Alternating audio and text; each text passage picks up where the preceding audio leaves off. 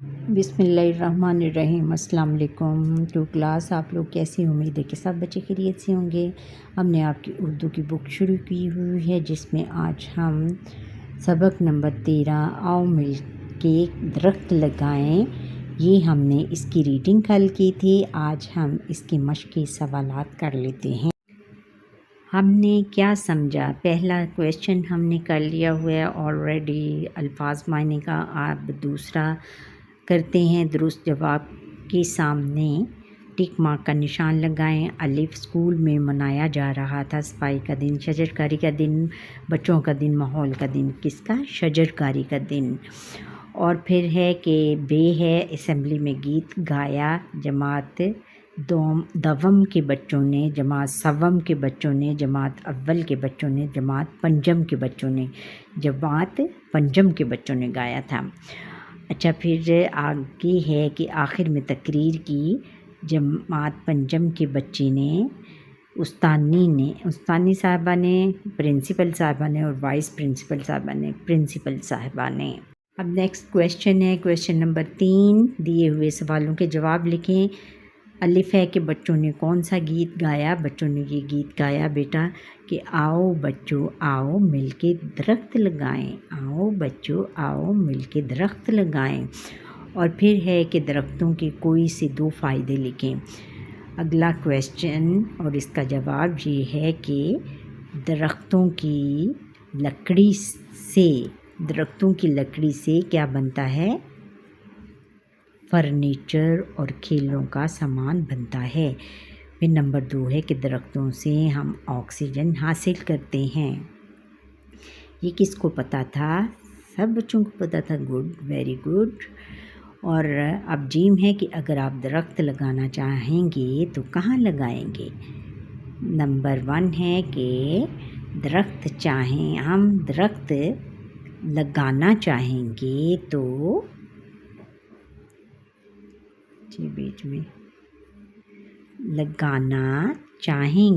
تو سڑکوں کے کنارے لگائیں گے۔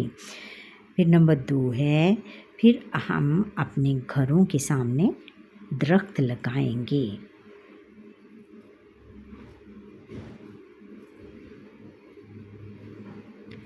درخت لگائیں گے، مل کر کریں بات، آپس میں بات چیت کریں اور بتائیں کہ درخت نہ ہوتے تو دنیا میں زندگی کیسی ہوتی۔ زبانی بچوں، اگر درخت نہ ہوتے تو ہم سانس کیسے لیتے؟ کیونکہ درخت جو ہیں وہ آکسیجن پیدا کرتے ہیں، اور آکسیجن جو ہے وہ ہوا کے ذریعے ہمارے پھیپھڑوں تک جاتی ہے، اور پھیپھڑے جو ہیں وہ اس قابل ہوتے ہیں کہ ہم سانس لے سکیں۔ اور پھر اگر درخت نہ ہوتے تو ہم تازہ ہوا کیسے لیتے؟ ہمیں سایہ نہ ملتا، ہمیں پھل نہ ملتے، اور پھر لکڑی نہ ملتی کہ جس سے ہم فرنیچر بناتے اور جلاتے، کھانا بناتے، کیونکہ پہلے وقتوں میں گیس نہیں ہوتی تھی لوگوں کے گھروں میں اور وہ کھانا بناتے تھے۔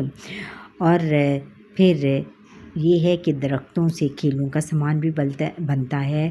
پھر ہم کھیلتے کیسے؟ یہ بہت ساری چیزیں ہیں کہ اگر درخت نہ ہوتے تو بہت ساری مشکلات کا ہمیں سامنا کرنا پڑتا۔ آپ درختوں کا خیال کس طرح رکھیں گے؟ زبانی ہم درختوں کا خیال اس طرح رکھیں گے کہ ہم پہلے جب درختوں کے پودے لگائیں گے تو ان کی ہر روز ان کی ایک دن چھوڑ کے ایک دن گوڈی کریں گے۔ ان کو اگر تو گرمیاں ہیں تو ان کو صبح شام پانی دیں گے، اگر سردیاں ہیں تو ایک ٹائم ان کو پانی دیں گے، اور پھر ان کو دھوپ میں رکھیں گے، اور پھر یہ ہے کہ ان کو کبھی یہ گرمیوں کی دھوپ سے بھی بچائیں گے۔ اس طرح ہم ان کا خیال رکھیں گے تو پھر ہمارے پودے بڑے ہوں گے، اور بڑے ہو کر درخت بنیں گے، اور درخت بن کر وہ پھر ہمیں پھل دیں گے جو کہ ہم کھائیں گے۔ لفظوں کا کھیل۔ اب سوال نمبر 6 کے دیے ہوئے الفاظ سن کر ان کے تلفظ پر غور کریں اور اعراب لگائیں۔ تلفظ یہ ہیں بچوں کے: کتاب، قلم کے اوپر زبر ہے، پھر لام کے اوپر بھی زبر ہے۔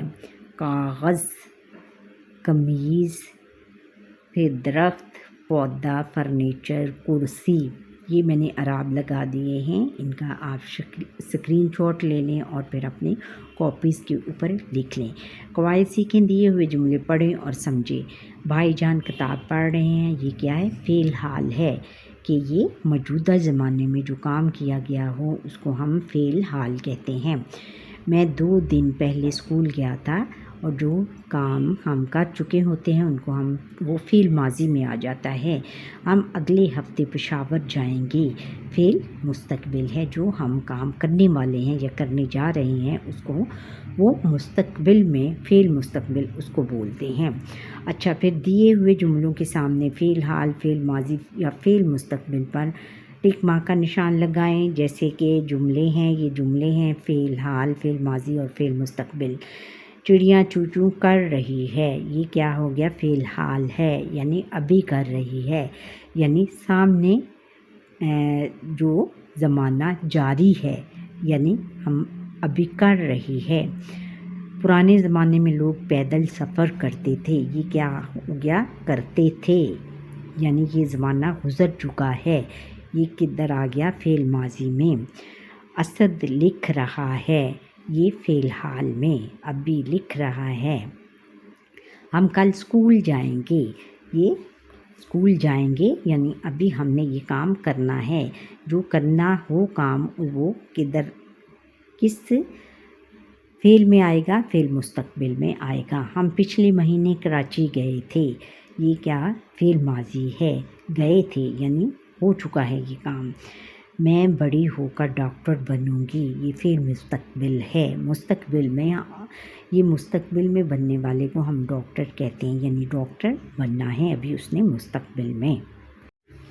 اپنے نام کے پہلے حرف کے مطابق مختلف الف بائی ترتیب سے کتار بنائیں. یعنی پہلا حرف جو ہے آپ کے نام کا، جیسے احمد ہے، احمد الف، پھر پھر الف کے بعد پھر دال اور میم. یہ اس طرح آپ نے کرنا ہے. دیے ہوئے ہر لفظ کے پہلے حرف کو نمایاں کیا گیا ہے. تمام الفاظ لفظ بائی ترتیب سے درج کیے گئے ہیں، جیسے بال، تار، جگ، درخت، صابن، قلم.